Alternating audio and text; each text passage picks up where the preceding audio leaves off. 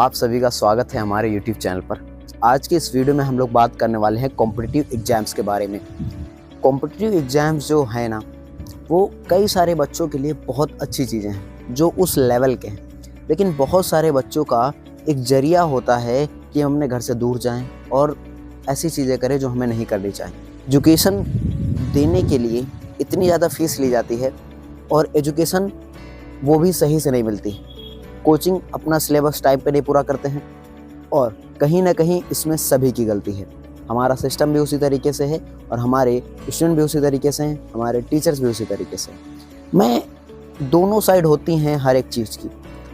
अब मैं कहता हूँ कि एजुकेशन सिस्टम बुरा है, लेकिन उसी की जगह पर हमारे एजुकेशन सिस्टम ने बहुत से ब्रिलियंट लोग दिए हैं। तो ये कहना बिल्कुल गलत होगा कि हमारा एजुकेशन सिस्टम टोटली वेस्ट है। कहीं ना कहीं इसकी कुछ अच्छाइयाँ हैं और कहीं ना कहीं इसकी कुछ खामियाँ हैं। हमें दोनों पर बात करनी चाहिए। तो हम कॉम्पिटिटिव एग्ज़ाम के विषय में इसमें बात करेंगे कि हमारा जो कॉम्पिटिटिव एग्ज़ाम होते हैं भारत देश में, उन सभी कॉम्पिटिटिव एग्ज़ाम में इतनी ज़्यादा जो है वैकेंसीज नहीं आती हैं, लेकिन उसके कंपैरिजन में अगर हम वैकेंसीज़ के कंपैरिजन में अगर हम बात करें फॉर्म नंबर्स की, तो फॉर्म नंबर्स कई गुना ज़्यादा होते हैं।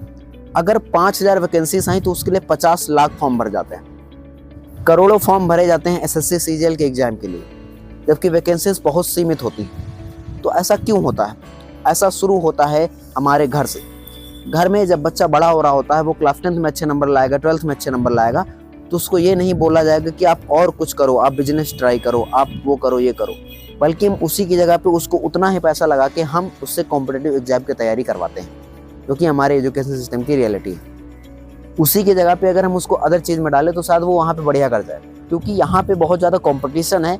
और शायद आपको लगता है कि आपका बच्चा पढ़ने में सबसे होशियार है, सबसे तेज़ है, लेकिन कहीं ना कहीं उस कॉम्पिटिटिव एग्जाम में आपसे धनवान लोग भी मौजूद हैं और जो है उनके पास अच्छी कोचिंग्स हैं, अच्छे बुक्स हैं, अच्छी चीज़ें हैं, अच्छे टीचर्स हैं, मेंटोर हैं, तो उनको वो सुविधा अच्छे से मिल पाती। उसी के स्थान पे आप एक गरीब बच्चे को ले लीजिए, जिसके माता पिता मजदूरी करते हैं और वो बच्चा चाहता है कि मैं कॉम्पिटिटिव एग्जाम क्रैक करूँ, तो उसके लिए उसको बहुत ज़्यादा मेहनत की ज़रूरत पड़ेगी और उसको ऐसी ऐसी चीज़ों का सामना करना पड़ेगा जो एक जिसके पास पैसे हैं उसको वो चीज़ें नहीं देखना पड़ता है।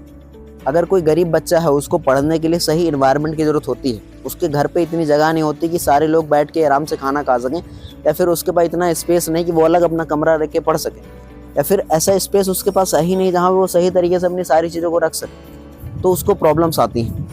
रात को लाइट चली जाती है तो पढ़ने में दिक्कत होती है, दिन में लाइट नहीं रहती तो गर्मी लगती है, पढ़ने में दिक्कत होती है। इसी की जगह पे अगर आप एक किसी बहुत अच्छे बच्चे को लेकर देखेंगे, जिसके पास पैसे पर्याप्त हैं, जिसके घर में संसाधन पूर्णतः मौजूद है, उसको बहुत ज़्यादा दिक्कत होती है। तो मेरा सीधे से कहने का मतलब यही है कि अगर सही से रिसोर्सेस नहीं होंगे तो सही से यूज़ नहीं हो पाएगा। हमारे देश में गरीब और गरीब होता जा रहा है और अमीर और ज़्यादा अमीर होता जा रहा है। इसको रोकने के लिए हमें सबको एक साथ आना होगा। अमीर को ध्यान देना होगा और गरीबों को भी ध्यान देना होगा।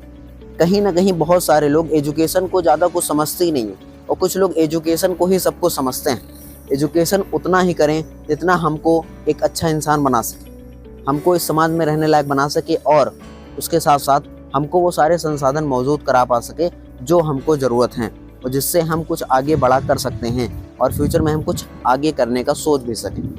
बहुत से ऐसे लोग हैं, बहुत से ऐसे माता पिता जिनके पास इतने संसाधन नहीं है कि वो अपने बच्चों को सही स्कूल्स में भी डाल सकें।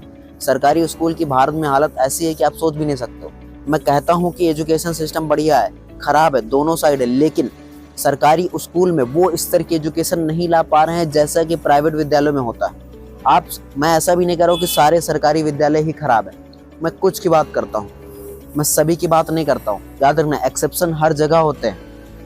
अगर एक दो अपवाद निकल आते तो उसमें आप मुझको ब्लेम मत करिए कि हाँ भैया आप तो बोल रहे हो कि ऐसा होता सरकारी स्कूल, हमारे वहाँ वाला देखो कितना बढ़िया, उससे टॉपर निकलते हैं, जेई में सिलेक्शन होता है, नीट में सिलेक्शन होता है। मानता हूँ ऐसे भी विद्यालय हैं, लेकिन मैं जो मैक्सिमम स्कूल्स है ना, उनकी हालत ऐसी है कि वहाँ पे बच्चा है तो वो 8th क्लास में, लेकिन उसको बेसिक नॉलेज भी नहीं पता है क्लास 5th और 6th की। एक क्लास में अगर 80 बच्चे, उसमें से 2-3 बच्चे तो एक्स्ट्राऑर्डिनरी होते ही हैं, लेकिन हम कोशिश क्यों ना करें कि सबको एक बराबर लेवल पे लाया जाए, ताकि जो है हमारा एजुकेशन और बेटर हो सके और हम बच्चों को सही दिशा में ज्ञान दे सकें। इसी के साथ मैं बस इतना ही कहना चाहूँगा और आप लोगों से एक सिंपल रिक्वेस्ट है, अगर आप बच्चे हो तो पढ़ाई पे फोकस करो, और ये मत सोचो कि अगर मुझे कुछ बनना है इसके लिए पढ़ना है। इसके लिए पढ़ो क्योंकि पढ़ना है। पढ़ने के लिए पढ़ोगे तो फ्यूचर में ज़रूर कुछ ना कुछ बड़ा ज़रूर करोगे। इसलिए पढ़ाई करो, चाहे जॉब नौकरी करो, चाहे बिजनेस करो, चाहे जो भी करो, लेकिन पहले पढ़ाई करो। और पढ़ाई इसलिए ना करो कि तुमको नौकरी पाना, पढ़ाई इसलिए करो क्योंकि तुमको पढ़ना है। Thank you so much. मिलते हैं नेक्स्ट वीडियो के साथ, तब तक के लिए जय हिंद।